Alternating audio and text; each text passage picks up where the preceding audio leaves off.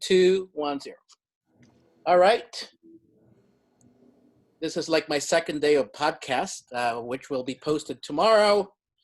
Ladies and gentlemen, don't forget to subscribe. On the right side of your screen, just click subscribe. And if you like this content, make sure you click like.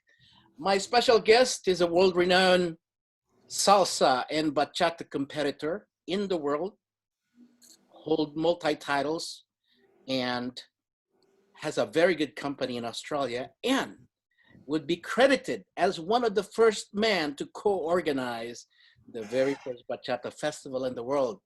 Welcome, Nestor Manuelian. How are you, Rodney? How are you? I'm good, bro. I mean, you're looking fit there. It looks like during this pandemic, you've been working out, eh? Actually, it is the one thing that throughout the whole lot I've been working out more through the pandemic than what I was before. That's interesting. I'm doing the same thing too. I mean, why is that? More time? Why is that? I mean, why are we doing this? Now we're exercising because we can't do anything else or something, or what? Well, definitely for me, it's been more time. That's Before I was busy dancing, traveling, teaching all the time.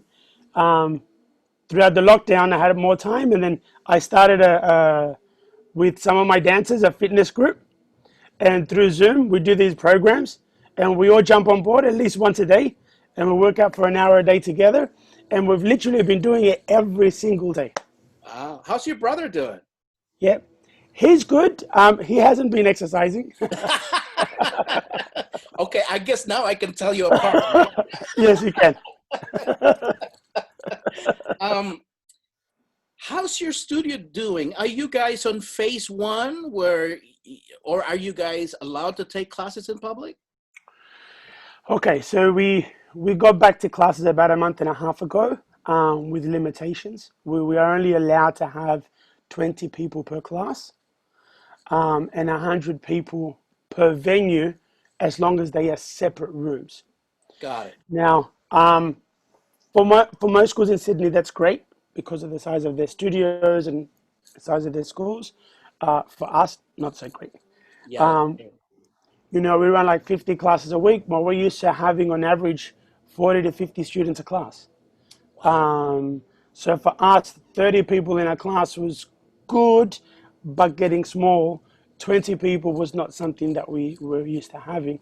And because our rooms, they take so many people, it sometimes feels empty. Especially your studio is big. Yeah, and we've got two. So You got two. You got two now. yeah, I've had two for about two years now. And then you got several rooms there too. Yeah, so simultaneously classes between the two studios, we run 5 per hour. Wow. And over at the other studio, we're only running 1 per hour now instead of 2. And with this one, sometimes it's 3, sometimes it's 2, because obviously the numbers have dropped off a lot. Right. Because people are scared to come out, which is completely understandable. But also with a lot of limitations, a lot of people losing their jobs, it is making it a lot harder for everyone to come out and dance. What's the thing in Sydney or Australia? Do you guys get an employment or something, or like some type of stimulus package or whatever? Look, to be completely honest, I feel very privileged and like so happy that I live in Australia. I think our company would not be open if it wasn't for the help from the government. Interesting. Yeah.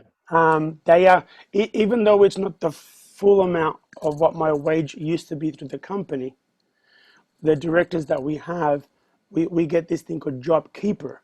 Right. Which is a supplement of our wage, where if your company is not making the money or certain percentage that it used to, it pays your wages for you. Whereas for us, it's maybe 50% of what we used to get. It's better than nothing. Got it. And still for us, like we're getting, 1,500 a fortnight. Yeah. Which is still good. Still good. Yeah. Yeah. I mean, And if it wasn't for that, and then they also give us back some of our, I think it's called payroll tax. you guys Yeah, call it. payroll tax. Yeah. They refund that, whatever we pay, they refund it. So that's helped with our paying of the rent of both studios and keeping the company alive. Yeah, it's that's what Trump is trying to do right now to cut the payroll tax. Hopefully, if that works, that's really good for business owners and Yeah. whatnot. The God, I mean, I've never thought that this would happen, dude, in our dance community, No. ever, you know. Yeah. And by the way, you got married, and how's married life doing, dude? Well, look, it's we spent about, I would say, a good 3 months in lockdown, Mm. and she didn't leave me, so that's a good sign. That's a good test right there, dude. Um, I did have to come up with new jokes, otherwise there was that threat of her leaving me or putting me in the other bedroom. But so far so good. No, I, dude, I've everything known is you going for a well. while. I'm happy that you're happy, and I'm happy that you're finally settled, to be honest with you. I'm Yeah, actually, look, yeah. my wife Rebecca, she's a dancer. She's one of my dancers. So I met her in London. yeah, I remember. yeah, Yeah, yeah, that's right. yeah. So I'm very fortunate that even though I have my dance partners, she's one of them, and wherever I get hired to go on my own, I travel with her. Mm, Um, and mm, whenever, sometimes, she gets hired as well with me. yeah, So we travel. And then when I get hired with Katrina, I bring her along anyway. yeah. So because she's got routines with me and with my teams, we're always traveling together. She teaches at my studio. Um, she had a dance costume and shoes. So she's very involved in all the dance, everything that's dancing. So we're always busy, always good. Busy It's is always great good. to have her around. Yeah. Busy is good, Um, man. until Corona came along, of course. Dude, what drives you, man? Because you have this competitive edge and competitive life, I should say. I happen to believe that if you're not competing, you'll probably die. I'll definitely get a lot older quicker, and Because that's maybe why I've been working out every day. you're the most active competitor ever, dude. I've known you for a while. Look, I think John Navarro gives me a run for my money. Uh, I That's think another he's guy that doesn't age. You know? yeah. From the day I started competing, he was there, and we're still up to the last one last year, still there. Yeah, yeah. Um, I was just but of chatting with course, him yesterday. I look. Of course, I still look younger than he does. That's for sure. That's true. Let's go Um, back. Let's go back to 2008. yeah, It's it's a history. It will never be erased. It's the very first bachata festival in the world. It's on yeah. record, no doubt about it. I was part of it. Many people were part of it. That many people are now running their own congress and festivals. Some of them are now teachers, as you know. Yeah. How that? I mean, how crazy were you guys starting shit like that, dude? Look, I mean, as I'm sure you know, with Juan, we started off as it was just going to be a party. That's Yeah, it. That's all it was going to be. just like a house And party type of thing. Yeah, yeah, and it was incredible how much all of a sudden people wanted to be involved. And then so we grew it a bit bigger and eventually into a 2 day festival and to what it is today. But we never imagined that it would get so big so quick. Um, did you guys make money or lose money on the no, first one? we've been fortunate enough that we've made money from day one. Wow. The first year was a gamble, but it wasn't a very expensive gamble. Right, right. Um, and actually, we were lucky because Sky, who's our business partner, she came in that first year, and because me and Juan were already working together, she goes, "I want to be a partner," and we said we've already got partners. She goes, "Okay, I'll cover your expenses if you make me a partner." Yeah. We're like, "Okay." She came on as a sponsor and then became a business partner as a result. So from the first year, our expenses were covered. So we ran the festival, and then what we made each year, we reinvested to keep it growing. When And did we've been, you when did you guys realize that this is perhaps going to be ongoing? I would say, straight after the first year. Yeah, Straight after the first year, because we went from nobody teaching bachata in Sydney to, right. or in Australia, to one of the rules that we had was, in order to be part of what we're doing, even for the first year, you know, bring us at least one bachata routine. Mm, And then bachata just started exploding and everybody was teaching bachata. So yeah, then we knew, hold on a second, we've got something here. Because not only were the only ones doing it, we were then pushing it out to the masses, and of course. they were coming in droves. Yeah. Well, you Um, already know that after that, everybody else is doing it after that, including me. yeah, look, it's, to be honest, it's not something that we think about often as, we're the first ones, or what it started. It's nice to know, and we've been, I think, I guess, recognized from two different agencies in the Dominican Republic, which for us was like a very big, an honor to Yeah, receive that recognition for the festival. right. Um, but from year to year, it's just been something that we love doing. Um, Unfortunately, this year, even though everything was ready to go, we had to cancel it. Um, and look, we're hoping to bring it back next year. I hope to God that our industry will at least restart next year. I'm having doubts for USA, maybe for you guys in Australia, maybe. I I'm not. It's a matter of that vaccine being available to everyone, whether the vaccine works or not. For me, it's about a symbol that okay, now we can now confidently go out. Uh, Yes, as most people here are afraid to go out. Some people don't mind not wearing masks and all of that stuff, but that's besides the point. There's got to be some type of vaccine I've that got would at mine. least bring hope. You Yeah. got the mask right there. Huh? The reason I will never forget your festival, the very first festival in the world, and I treat it as such, is that very weekend on a Saturday, I get a call. And I get a call from promoters of Sweden. It's like, oh, how's the festival going? It's like, great. It's like, would you like to teach the following weekend here in Sweden? It's like, Wow. who would say no to that, right? Yeah. That festival, Nestor, in Australia, really started me as an international bachata teacher. I give a lot of credit to that festival, and it's something that Thank you. I will always talk about. Not to Give me mention, goosebumps. yeah, not to mention Yeah. I was in Sydney for like a week. You guys brought me all over the place. I Yeah. fell in love with the social dancing. I fell in love how nice and hospitable people are there in Australia. It's something I would never forget. And that's the reason on your 10th anniversary, I went back. Yes. And we're really grateful for that. I went back because it was almost like I felt compelled to go. You know what I mean? It's like Yeah. I owe it to this festival. That's why I went there. But how is the Sydney Bachata Festival going on now, besides the pandemic? How are you guys doing? Look, it's giving us, me, Juan, and Sky, a chance to reevaluate, plan, look at what potentially changes we can make going into the future.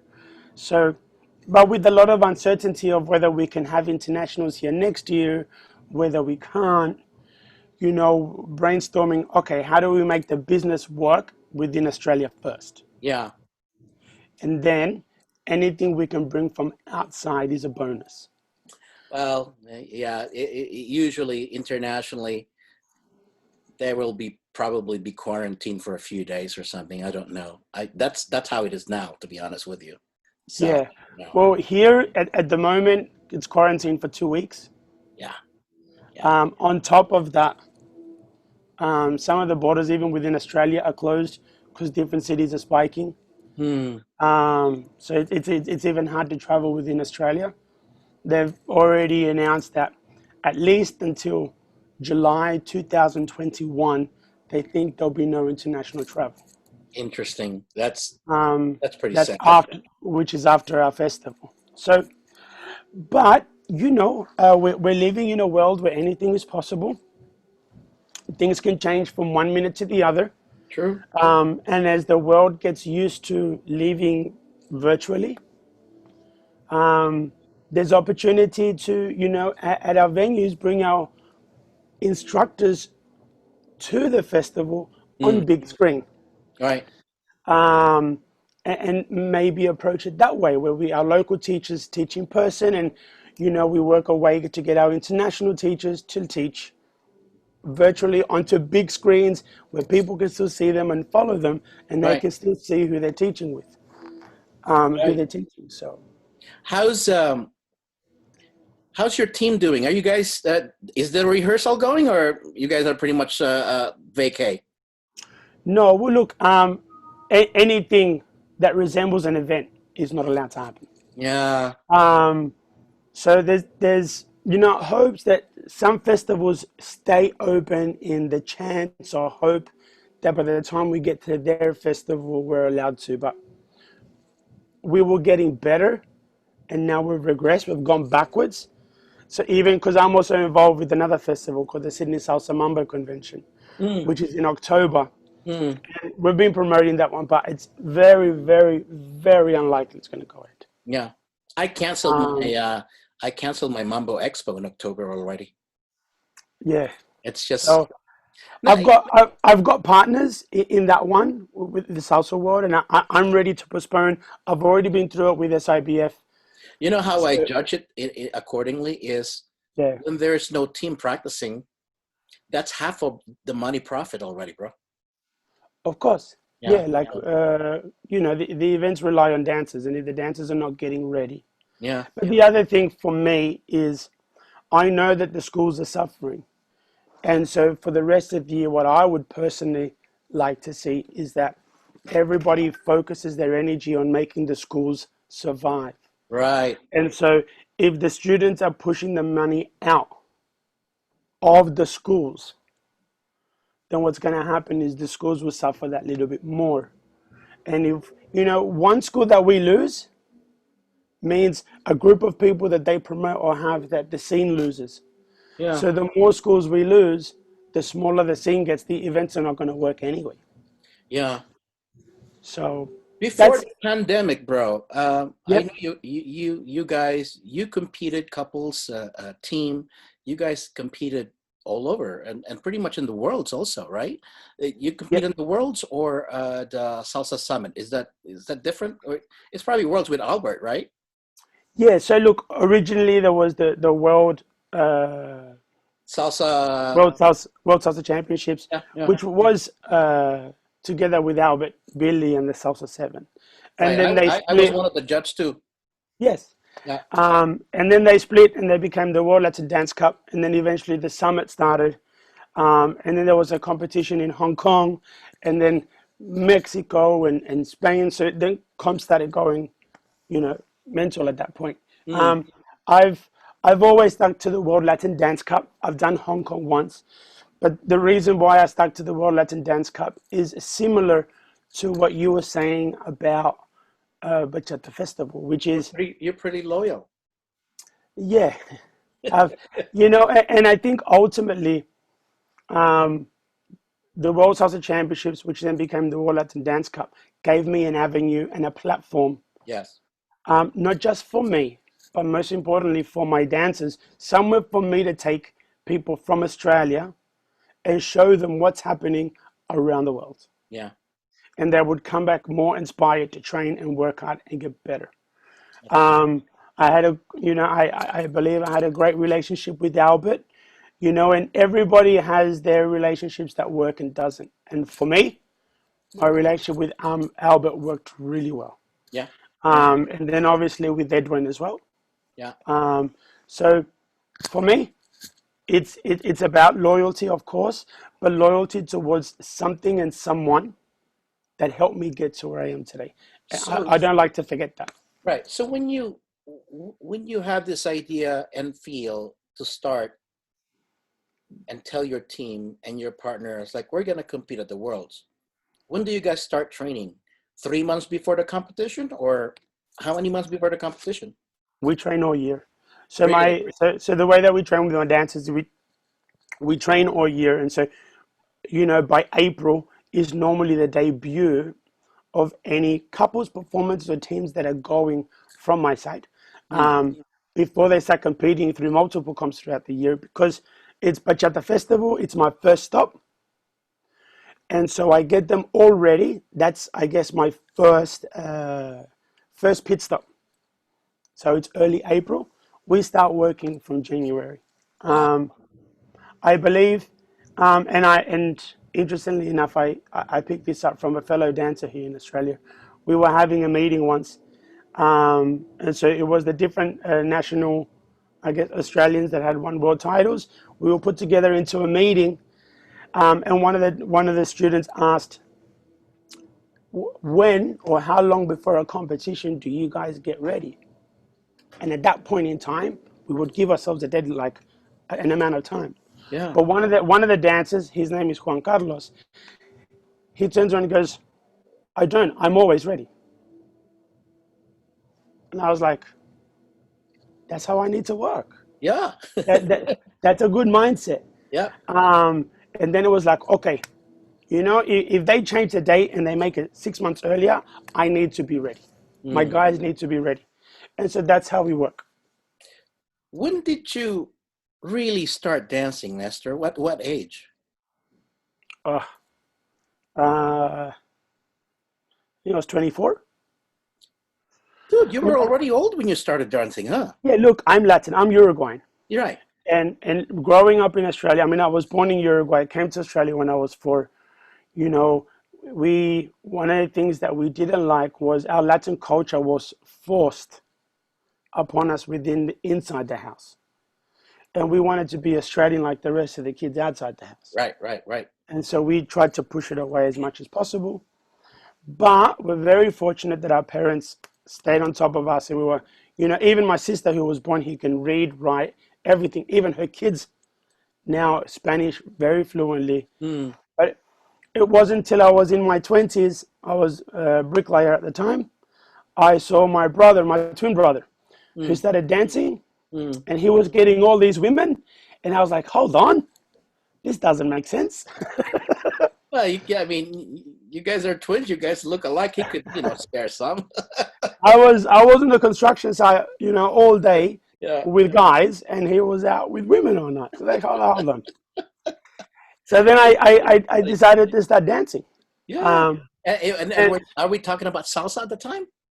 It was salsa. Bachata wasn't prominent or even Right, danced in Australia at the time. right. In fact, my first competitions at the World Salsa Championships was salsa, wasn't bachata. Mm, mm, mm. Um, but look, I guess I joined it for the women, and I fell in love with the dance, and I fell in love with my Latin culture again.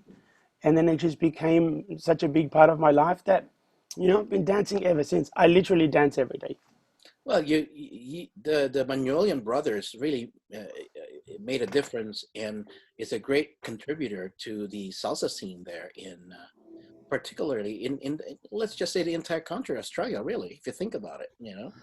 Yeah, look, we've been fortunate enough that things have gone really well for us. I followed Jamie's lead in the sense where he was dancing for 4 years before me, and then when I started, I saw what he was accomplishing, and I guess that was, in one way, an advantage for me because I could get free lessons and Hmm. join the school for free and use it to excel. On the other hand, it was also a negative because I was compared to him straight away. Yeah. Until I realized if I'm gonna make my mark, if I'm gonna be Nestor instead of Jamie's twin, I needed to find my own path. And Yeah. Jamie focuses on two. He focuses on Zouk. I focus on bachata, and I focus on one. How did you get introduced to bachata, by the way? Well, Juan Ruiz, which he walked into my studio one day. He had just arrived from the US, and I happened to be standing at the front desk. We started talking. I took him out that night. We became friends. And then at the time, my girlfriend was living overseas. and she was also a dancer. She was telling me about this new style that she was learning, which is called bachata. And so when I found out that Juan knew about it, to surprise her when she came back, I asked Juan to teach me how to dance. Um, and that's how it all began. Isn't that great? All the connections, all the networking, and all of that stuff, and Yeah, fuck, that's yeah. just awesome, bro. Um, And I never expected learning how to do a few steps was going to lead to where it is today. I never Wasn't thought of even a it plan. either. Yeah, I never thought it either that bachata would just go off like that. To be honest Yeah, with you, even musically, although thanks to uh, Aventura and Manchi and Alexandra at that time, that they were really getting, they really helped make the music popular. And then we got Dominic Marte, and then we got even Mojito Project at that time was getting yeah, popular also. yeah, And and that really, the music came first, and of course the dancers and the dance, as you yeah, know. You've been all over the country. You've been all over. You've competed all over. You taught all over. Can you give me top five of your favorite without mentioning your own event? yeah. Look, that for me is pretty. So give me 1 second. Yeah. Computer in the background is making noise. All right. So Any there's a any couple. order of importance, really. Yeah, yeah, there's a couple. I mean, for me, the World Latin Dance Cup or the World Salsa Championships was a pinnacle for me. Yeah. It was very important for me to make it every year because, one, it gave us a goal, it gave us something to work towards, but also it gave me the opportunity to take as many Australians out of Australia onto the world stage for them to Yeah. learn, experience, and get known. Um, because I didn't just take my dancers, I took any dancer from Australia who wanted to go, and I would help them go because I felt that was important. That one for me is a big one. The other one that unfortunately is not running anymore was the LA Salsa Congress. That was my first international congress, and again, I got to the World Latin Dance Cup because of meeting Albert at the LA Salsa Festival. Right. Right. And that festival at the time was the main thing, and it really inspired me. So I went, and I don't know if you, our Liquid Silver and either the Salsa Freak, for 2 or 3 years, I used to go back to the festival, but I used to stay at their house beforehand to do some training with them, Yeah. and then go on to the festival. So that period of training in LA Festival really, really reassured me that this is what I want to do for the rest of my life. Wow. Yeah. Wow. So with that LA festival, and then there's I guess there's three more. One is Hawaii. I go to Hawaii on a yearly basis. I have some really good Can't friends go there. wrong in Hawaii. Yeah, it's really relaxed. The dances there are lovely. Yeah. There is one I've been doing for the last 4 or 5 years, Yeah. and they always take me back. One more is in Malaysia. Malaysia, I've been there like 10 times, I think. Is that in Bali? No, Malaysia. No, Bali wasn't. No, that's in Indonesia. Oh, okay, got it. I did that 5 years in a row, but then that festival stops. But in Malaysia, I started with a promoter called Lita. Been Oh, with I her for know like her. Yeah. 5 years. Yeah, Yeah. you know Lita. Yeah, been there with her for 5 years now, and she takes me back every year. And um, before that, I was working with another promoter for 4.5, 4 or 5 years. So Malaysia for me, I literally been to I think once a year for the last 10 years. Hmm. Hmm. And they're the festivals that for me um, have a big influence of where my career in Asia with Malaysia, Mm-hmm. Mm-hmm. Hawaii with my friends, Right. and the relaxed atmosphere, LA and the World Latin Dance Cup. Um, and then the only one other one which is very close to home because I got married on the island and it's where I got engaged. It's Yeah. where I got married and then I helped them start a festival, which is Tahiti. It's on the main island, but I got married and engaged in Bora Bora because I love Tahiti. If I had a choice, I Why do you would say love it? What's good there? the people are absolutely amazing. Mm. They are they are so friendly. They are so giving. To tell you that the reason why I got married and engaged in Bali is because one of the ladies that takes us there to teach for her school and for the people there, she offered to get us married on her family's private island, little island, which you can walk around in maybe 2 hours, Yeah. in Bora Bora. Wow. And in return, I helped her create the Tahiti Latin Festival. Nice. And I said, so look, I'm happy to trade because I never in my wildest dream would I ever have thought that I'd be getting married on. It was incredible, like this private island in the middle of Bora Bora. Yeah. Yeah.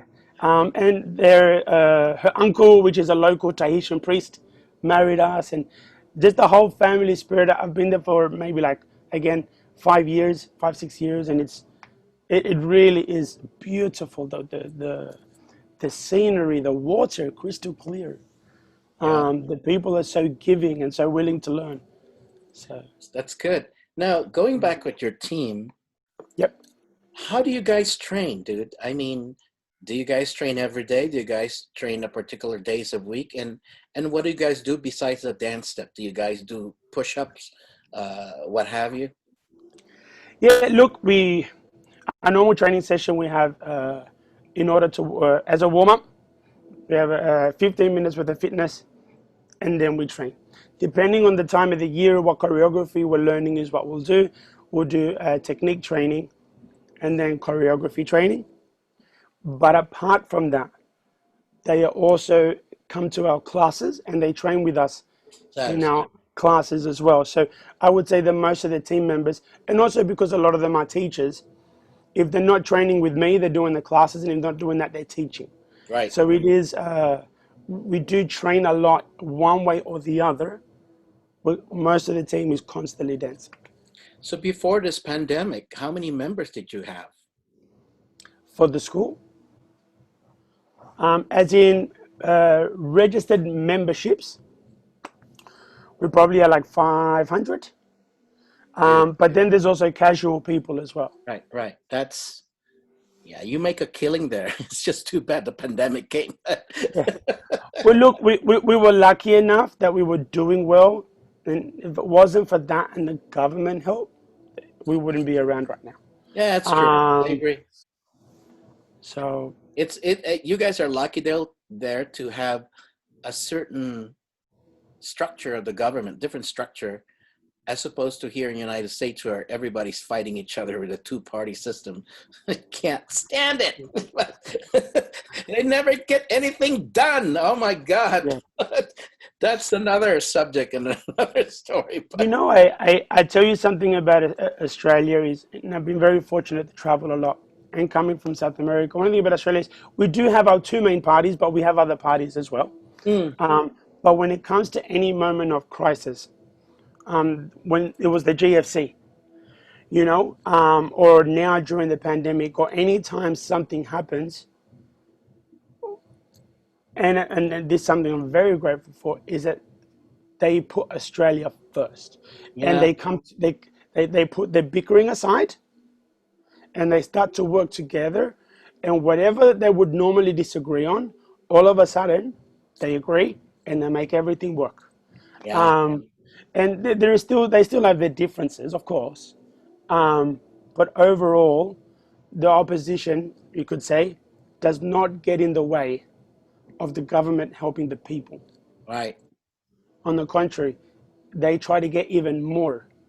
How many congresses do you have now As in Australia that I work with. that you work with? Well, Bachata Festival, Sydney Salsa Mumbo Convention. Hmm, They're my two main ones. We do have another festival, but it's more of a community festival. got it. And we do dance, music, arts, craft, food, all that kind of stuff. Hmm, Um, and then I help other festivals, but I don't. I get hired as an artist, right. but I advise them throughout the year, which Tahiti and Malaysia. Hmm, Um, and I advise them on what they're doing and stuff. But I do that free. I don't charge them for that because I really appreciate what they're doing, yeah. and I help them so they can continue to grow in their countries. Absolutely. How do you, if a person comes to you, brother, if a person's Yep. like, Nestor, I want you to train me because I want to win a competition. Yep. What do you do? What's the process? I'll tell you the first thing I do, Yeah. and this is with anyone. All right, so if they come, the first thing I do is this. Okay, if you really want to do this, I give them a schedule of classes they have to make. If they make the classes and they show they are consistent and persistent, I'll take them on board. But then on top of that, I have, for example, I have this drill, a turns drill, yeah, and I'll get them to do that for hours, and for 2 or 3, sometimes 4 or 5 lessons, where they have to get into that, come into private lesson and do that drill back and forth. If they give up, that means they're going to give up on competition sooner or later. That's my take on it. If That's that, your take. That's a good yeah, test right there, though. yeah, if they stick through it, Yeah. then I'll take them on board.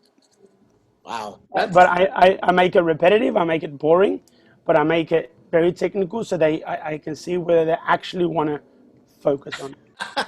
I see what you mean now. Yeah. It's pretty interesting, dude. I like it. I think it shows commitment, discipline, and when a person really wants something, they'll do whatever it takes. I agree. I mean, I agree. Yeah. God, I hope when this pandemic is over, you gotta come here. You gotta come back, bro. You gotta come back to the U.S. Yeah, look, My crowd miss you actually. yeah, yeah, I would You're love to come back. you're one of the most approachable person in the scene, as they told me, which is true. I mean, Thank you. I mean, you still remember the days when we were at downtown San Francisco, uh, Yeah, and you get to that hotel, the very first hotel, right? And then yeah, you walk about 2 blocks, there are homeless there. Homeless people. yeah, You remember that? yeah, I remember. I remember the Australians were scared.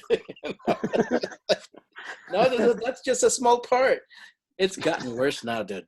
It's got. Yeah, See, here's the thing.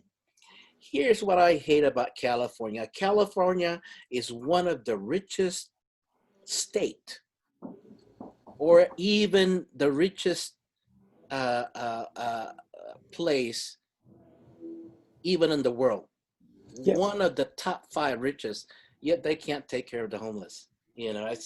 It boggles me as a citizen of the United States, to be honest with you. It's yeah. just, it's too bad. I mean, I know you guys are looking down like this. Look at the USA government. Australians are looking at us like, I don't blame you guys. Even the Canadians too. Look, I've been to the US at least twice a year, Yeah, God knows how long. Different cities, different events, and I've gotten to meet a lot of amazing people. My honest opinion is that I I don't know what's happening, but I haven't come across one dancer yet that resembles what I see from a distance. yeah, yeah. Does that make sense? It makes sense. Yeah, Like I get confused as to how certain things happen when every dancer I've met along the lines has been so amazing, yeah. caring, giving, you know, that I don't understand. But at the same time, I won't paint the dancers or the people, the community that I know, I Mm, won't paint them with the same brush of yeah, some of the stuff that I see happening over there. yeah. But even every time that I've gone there, a lot of the stuff that I see from this side, I haven't experienced or I haven't seen. And Right. so, from my experience from being there and then from dealing with everyone, I feel like there's two different worlds. Not to mention what you see in the media is also exaggerated. So, Yes. yeah. And that's one of the things I always try to tell people. Like, I see all this stuff, but every time I've been there, like I actually love going to the US. Um, but again, they say it's different when you go somewhere on holidays versus going to live there. Sure, that's So true maybe too. maybe that's the part I'm missing. I don't know, but I have a soft spot and I really love going to the US, Yeah, and I've never had any reason to not go back. yeah. So, what's your plan after this pandemic? What's your vision? What's that? What do you want to do? Look, a lot of people can't wait for things to go back to normal. I don't want them to go back to normal. I want them to be, yeah, I want them to be better than what they were. Better than they were. You got it. You got Yeah. it. Yeah. We're very lucky that here in Sydney, you know, all the schools used to be in the same scene, but a little bit divided. Right. Sometimes more divided than ever. Right. Now we are so close. We Good. share we share financials. We share what we're doing to make things work at our studio because of the situation.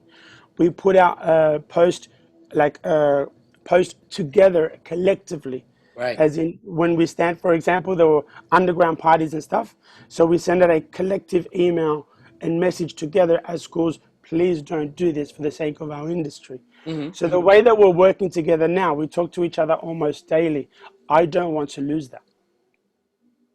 That's the thing. I hope that continues, and that's what we're feeling here in the Bay Area. Also, Yeah, it's that the professionals are more united now, and they're looking out for each other. It's like, hey, did you get your unemployment yet? Or, dude, there are some job opening here if you want it. This type of thing. And I yeah, do hope that. I mean, like me and Jorge Elizondo, we've even gotten closer more than ever. You know. yeah, And talk about how are you doing? Are you going to do your festival? This type of things. And other promoters, we have a private chat also.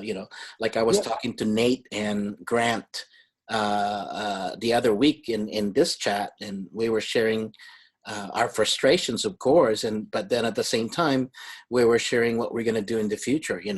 Uh, yeah, I hope that continues in our community, because if you think about it, compared to others, I think our community is still small. yeah. Even if you count all over the world, it's still small, which is a good thing. But so as far as that, how about your competitive days? If the pandemic is over, are you still going to compete? Yes. Um, See, that's the yes. thing. I That think of doesn't change. you when you're 80 years old and you're not injured, dude. I think you're still going to be on stage competing. I like to think that I practice what I preach. And so I tell my dancers that they need to put themselves out there. And it's not about winning, it's about improving experience and doing the best that you can. I've lost more than what I've won when it comes to competitions. Yeah. But if I'm not prepared to put myself through the same training, the same dedication, the same time, the same effort as I'm asking somebody else to do for my teams, then I don't feel right as a leader. And so, therefore, I will continue to lead from the front and encourage people to do things that I am willing to do as well. Mm, Because I believe that you can inspire people not by telling them what to do, but by showing them what to do. right. Um, and so, for me, my competition days still a lot ahead of me, as long as my body allows me to. On that trend of thought, uh, two questions here. First, what do you think makes a good teacher? And what do you think makes a good student? Okay. Um, so, there's different purposes for a teacher. You can be a coach to train people to compete. Or you can be a teacher for a beginner to introduce them to a culture, to a scene, to a community. Mm, So there's two different sides of that. Um, there are some people who are good at one, some people who are good at the other, some people who are just good at dancing, but also teach, but they're not good teachers. mm, And then, you know, uh, every now and then you find someone who can do everything. It's a jack of all trades, so to speak. yeah, Um, I think in order to introduce people to the community, you can't be so stuck on technique. You've got to be more focused on having fun, um, and showing them how nice and fun it is to be part of our community. So when they enter your classes, you need to be welcoming. You need to be on their level and not put yourself above them. And you need to be approachable. yeah. It's one of the things that I learned through my teams when I many years ago. When we first started going to the Worlds, I used to sit them on the floor in a circle. I used to get on my chair, sit down and I used to talk to them. And then, one of my teams was not working and nothing was going right. And I Yeah. was getting frustrated. So I sat down with them and I said, all right, I'm going to keep my mouth shut. I want each and every one of you to tell me what I need to do or what we can do better. Straight away, one guy said to me, you think you're above us? I said, no, I don't. Like, I really don't. She goes, yeah, you do. Because while you sit us on the floor, you're up on that chair. Since that day, I sit on the floor with them. Good. Good. It's something little, but I think stuff like that as a teacher, if you put yourself and remember that you were the same position as they were once, Yeah. you're going to help them enjoy it a lot more. If you want to be a good coach, then I believe that you need to, one, experience what you're doing. And if you haven't had the experience as a competitor, I don't think you can coach that. Right. I think you can tell them what you feel and what Right. you see and you've learned from seeing. Yeah. But I believe the best, some of the best learning is through experience. So if you want to get someone to be a competitor, you want to be a good coach or teacher for a competitor, you need to be competitive. Right. Otherwise, technique aside, one of the biggest things for competition is how you deal with it emotionally and in your head. I And agree if with you that. and if you never experience that, Yeah. then you can't teach it. You can't understand them. So put Um, yourself in a student's shoes. What do you think is a good student? a good student, again, there are some students who just come to socialize, and that's it. It's not about performing. It's not about competing. They've got to, they've got responsibilities at home. They've got responsibilities at work. Hmm. I don't want to have a responsibility at dancing. I just want to have fun. Hmm. So a good student is one that knows exactly what they want, and when they come to class, they work towards that. If it's just to have a good social time, doesn't matter what level I'm in, I'm just going to dance with people and have a good time. Yeah. A good student that wants to be a professional or a competitor will come and they'll be consistent, persistent, and when the class starts, they'll always stand at the front. True. So it is goal orientated, but they're the two that I see. What makes a good student? A person that knows what they want They have to and know what they does, want. Yeah. yeah, and does or they do what they need to get there. Now, promoting, Yes. hiring teachers. What's your criteria of hiring a teacher to your congresses? I have two partners. Because you got a headliner, right? And then you got Yep. the sub headliner and then the rest. Yep. So first thing is this. In my eyes, they're all here, but they all bring a different value. Right. Yeah. Like sometimes you might have a couple that is a competing couple and they're amazing as a show. And Hmm. so people watch them and they're inspired by the show. But they are of the same value as a person who doesn't perform as much, but their teaching inspires. Right. And then you have one who might not be the best performer, who may not be the best teacher, Right. but they'll come to your festival, and by the end of it, every single person that comes will know them because they've danced with everybody. I know some of them. Yeah. Yeah. And so when we choose for Bachata Festival, we try to make sure that our dancers collectively cover all of those bases. It's very hard to find a competitive dancer, especially when they're doing so much training and acrobatics and it's so physically demanding. And they also teach to then hang out the whole night. Yeah. But those that are really good at social dancing, you're not going to give them an early workshop, Right. right? Or don't expect the best performance Yeah. because their energy is spent on the dance floor. Right. Right. Right. Good. Um, That's a good idea right there. yeah, and They can be in the 9 a.m. 10 o'clock class. no, I mean, I've never seen a dancer that would dance till it closes, teach during the day, and perform this massive routine with big tricks at 100 miles an hour, super intricate. You don't have the energy for all of that. Yeah. Yeah. Now, what makes you want to uninvite the second time a teacher? Oh, we've had a few of those. um, What are the criteria there?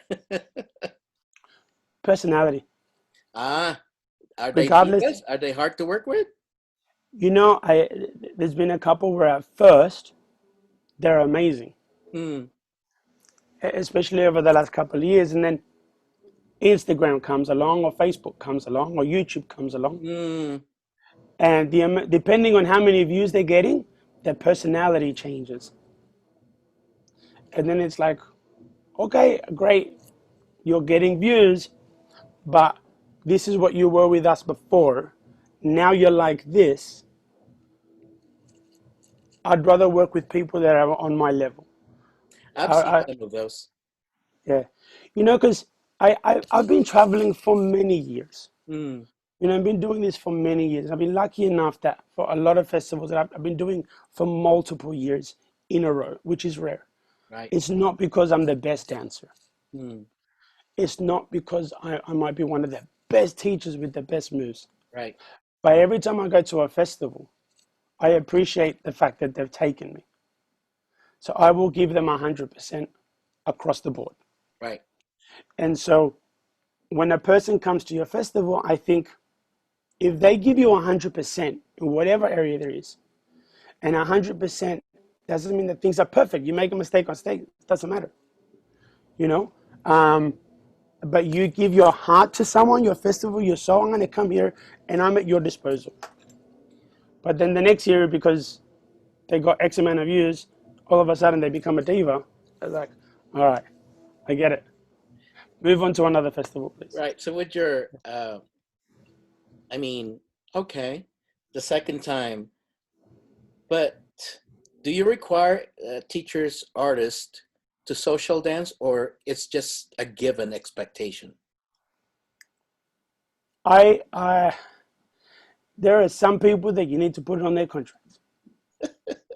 There are others that remember why we dance. That remember when they were one of the participants at a festival Yes. and how much they enjoyed dancing with the guests. Yeah. So those kind of people, you don't even have to ask them. You know, one thing that I like about Australians, they ask you to dance. It doesn't matter whether they're followers. They ask you Yeah, to dance. That's one of the things that I like. Because the very first time I went there, you guys took me all over the place, right? yeah, All those ladies you're asking me, it's hard, of course you're not going to say no. It's yeah, just going to say yes. And then you end up having great dances, which is really cool. yeah. Oh, God. Okay, what else do we need to talk about? What else is new, dude? I mean, I'm in the same boat as you. Here in the United States, I canceled all of my festival. I'm working out. Uh, as far as monetizing is thing, I'm doing this podcast. Yeah, The reason I'm doing it is because the only chance that I get to talk with old friends like you, yeah, and it's totally unscripted, which I like in a podcast. It's not something where you have to answer every question that I'm going to yeah, say or beforehand, whatnot. And this would give me an opportunity to do that. But other than that, that's what I'm doing. What else are you doing? yeah. I'm learning a lot. Yeah. Um, we do classes online. Now, how's that Um, going? How's this online classes working, by the way? Does that work? yes and no. Hmm. I think as a dancer, and I'm guilty of this, and I'm sure a lot of people are, um, especially teachers. Once the whole online craze before that came along, we always used to say, you can't learn off a video, you have to come and learn in person. Hmm. But Yeah. then we got into a position where we had to say, you have to learn in video because you can't come in on person. All of a sudden, it was fine to learn online. Yeah. You're right. And, yeah. And that was one thing that for us, we had to learn quick is that, you know, there are so many ways to do things. And so you have to keep your open mind on how. So I had no idea on how to do lives. I had no idea on microphones and mixers and speakers and software and computers. I was always dancing. Hmm. So we've had to learn all of that. almost like a crash course, and slowly we learn more and more. We've got our one of our dance studios is also set up as a filming studio. So that was a big learning curve, Mm, and is it working for us? Well, during the time that we were closed, did we physically make a lot of money from it? No. But what it did was we were getting a lot of cancellations of memberships and people asking for refunds because we were closed and yeah, they didn't know when we were going to open. yeah. With the supplying of the online classes, it made a lot of people feel like they're still part of us and they were still able to learn. Got it. And so I believe it wasn't the level of the classes or the number of the classes. People were paying to keep that sense of belonging, Got it. to know that we are on this side of the screen, but we are still here for you. And especially because a lot of people were locked in by themselves or with housemates that don't dance. So all of a sudden, it's like, I can't be a part of what I used to, but if I turn on the television, I can. I see. And and so I think that has been the biggest draw card for our online classes, is that people were able to still feel a part of what we do, even though they couldn't come to the studio. Got it. I mean, You know? Nestor, if you weren't dancing, if you weren't a professional, what will you be doing? What's your alternative thing? Well, and it was something that did cross my mind. See, when we first closed and things were like dropping really Mm, quick, mm. um, I actually considered going back to bricklaying. Is And that and the right? re- and the reason for that, like I said to my partner, I said, look, if the company doesn't have to pay my wage, it's saving money. So instead of getting paid during the day for only doing a little bit, if I go and lay bricks and I put my wage towards the company, then the company is going to be making more money than paying me for doing nothing. So, because bricklaying pays more than dancing, as far Got as the wages are concerned, right? right, right, right. And so my consideration was go back to bricklaying and at least ride this wave out. And the money that I make from that, it can help the company, you know. But fortunately, when the government decided we're going to help in this way, it didn't get to that point. I see. Yeah. Um, but look, if I have to do it, and it's going to help my company survive and the rest of my directors still getting paid and are still working, then I'm more than happy to go back and do it while they're running the business and I put my money towards this while they're running this, and then that's fine. I'm okay with that. And I'll dance at night. Have you ever gone back to Uruguay for vacation or visit? You know, the last time I went there, sorry, let me rephrase that. I left in 1984. Right. I then went back as part of a junior Australian soccer team in 1998 because we went to Argentina and Brazil, and then we stopped by Uruguay. Yeah. And then I hadn't been back until last year. I see. Okay. Uruguay, we left as political refugees. There was a very different place back then. Um, but when I went back this year, sorry, at the end of last year, I went to Colombia to compete at the World Latin Dance Cup. Right. And it's Right. in South America, so I stopped in Uruguay on the way back. Might as Stopped there well. for a month. And to be completely honest, what I expected to see is not what I saw. Ooh. I saw a country that was so much better than when I left. Ah. And I had some dancers with me as well, and we had such an amazing time. I was very, very, very, very proud of being Uruguayan. Any plans to Um, do a congress there at all? No. they've got a congress. Yeah. They've got a congress. I went out to dance one night there as well. Yeah. But I wouldn't run a congress there. I'll leave it to the people that are there. Yeah. But would I love to go and dance there when this is passed? 100%. 100%. Huh? Yeah. Wow. That's good, dude. Um, if money is not an issue, you got the Yeah. money, you got the funds. What would be your dream congress My Bora to Bora. organize? I would organize a congress in Bora Bora. Currently, the one I help with in Tahiti is in Papeete, the main island. But if I could take the world of dancers to Bora Bora, That place is that good, huh? oh, look, I've been fortunate enough to travel to a lot of places in my career, but It's you look at paradise on television, and it doesn't do us justice as to when you're there. Interesting. Yeah. Is it modernized already, or it's still like mud, soil, and whatever? But when you go to Bora Bora itself, when you're away from the main island and you go to Bora Bora, um, yeah, it's modernized a little bit, but not so much that it looks like a It's not like city. Hawaii, which where it's modernized. No, no, nothing like Hawaii. Yeah, I Nothing, see. and I love Hawaii. Yeah. But it's nothing like Hawaii. There's nothing that resembles a city unless you're on Papeete, which is the main island. Um, yeah, look on my Facebook. If you go on there and you have a look at, go into my folders of photos and you have a look at my wedding photos, your jaw will drop. It's amazing. By the way, you have this online going. Are you it's like a bachata hour or something? What is that? Tell us what that is. So I use even. I mean, this is for years. Every morning I come into the studio. I'm here before everyone, and I always play bachata music to kick off the day, Hmm. and that's how I start my work. Hmm. Now, during the start of the lockdown, we didn't know what we're going to do for money. Things, and I started playing what I was doing here. I found out a way to put it live on Facebook, and people were listening. So then I said to the guys, you know, this might not sound right or might sound strange, I don't know, but people busk on the street for doing stuff Yeah. and they do anything.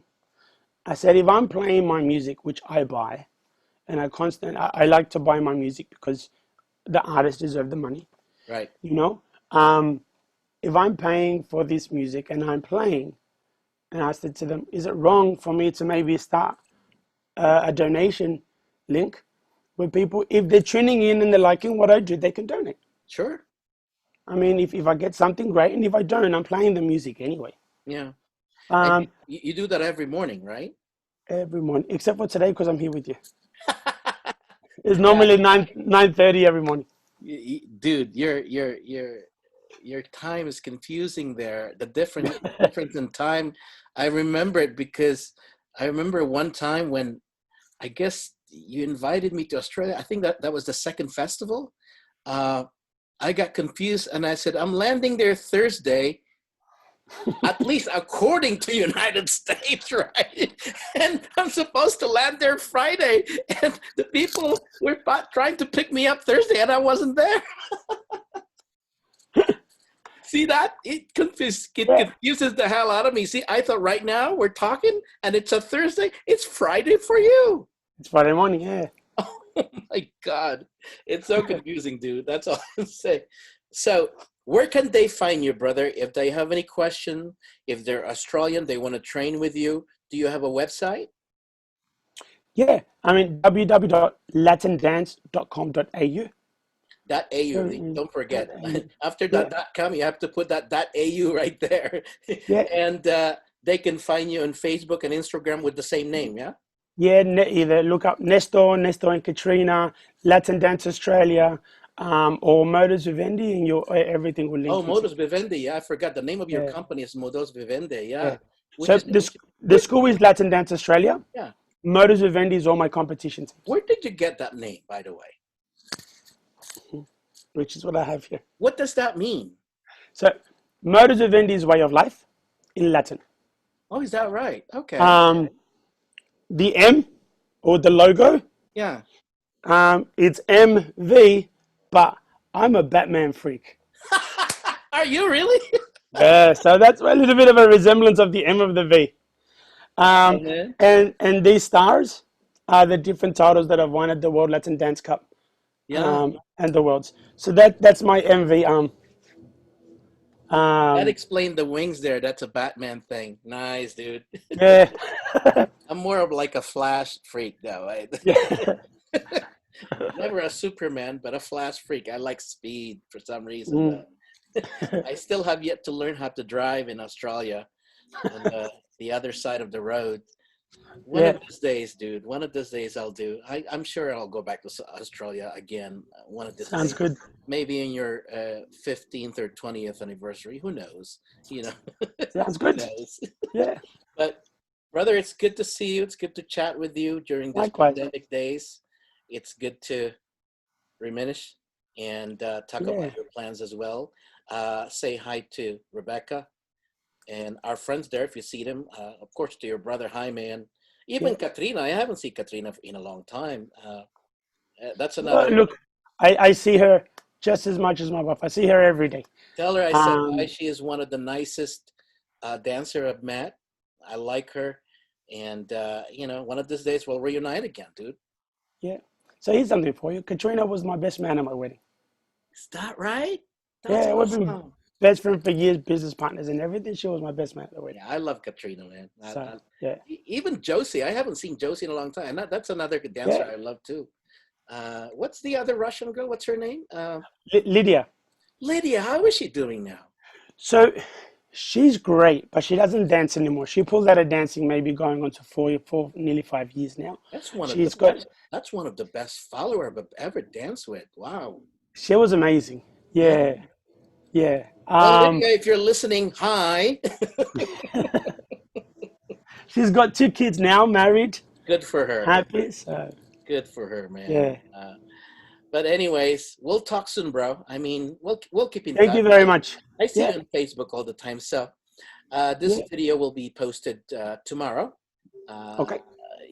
probably in noontime my time, and so watch out for it. Okay. Yeah, feel Say free hi to to tag me everyone, on and I'll brother. share it.